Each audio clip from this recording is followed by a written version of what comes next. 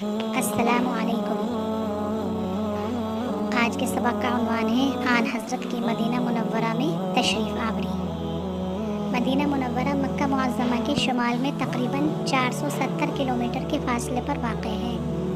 یہ سرسبز و شاداب علاقہ ہے۔ اس میں کھجوروں کے باغات ہیں۔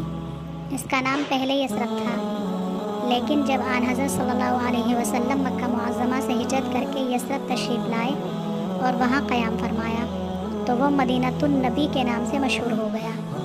رفتہ رفتہ اسے مدینہ کہنے لگے، چونکہ وہاں رسالت کا نور چمک رہا تھا، اس لیے ہم اسے مدینہ منورہ کہتے ہیں۔ اس سے پہلے بتایا جا چکا ہے کہ اعلان نبوت کے 11ویں سال مدینہ کے کچھ لوگ مکہ معظمہ آئے تھے اور حضور نبی اکرم صلی اللہ علیہ وسلم کے وعظ و نصیحت سے اسلام قبول کر چکے تھے۔ اس کے بعد نبوت کے 12ویں سال مکے آ کر کچھ اور لوگوں نے اسلام قبول کیا۔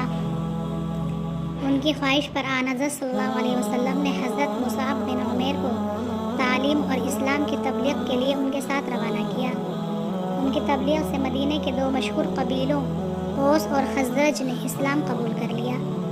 اعلان نبوت کے 13ویں سال جب انہوں نے مکہ معظمہ آ کر مشرکین مکے کی بدسلوکیاں دیکھیں تو آپ سے درخواست کی کہ آپ مدینہ تشریف لے چلیں۔ آخرکار حضور علیہ السلام نے اللہ تعالیٰ کے حکم سے مکہ معظمہ سے مدینہ منورہ ہجرت فرمائی۔ یہ واقعہ اسلام کی تاریخ میں بڑی اہمیت رکھتا ہے۔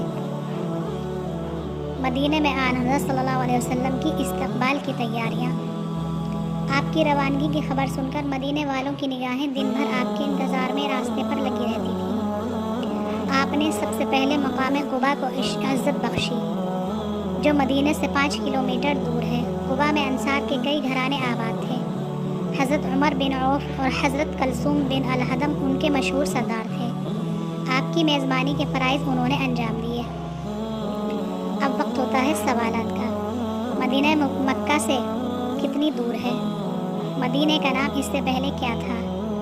اسے مدینہ منورہ کیوں کہا جاتا ہے؟ مدینہ میں سب سے پہلے آپ نے کہاں قیام کیا؟ یہاں آپ کے میزبان کون کون تھے؟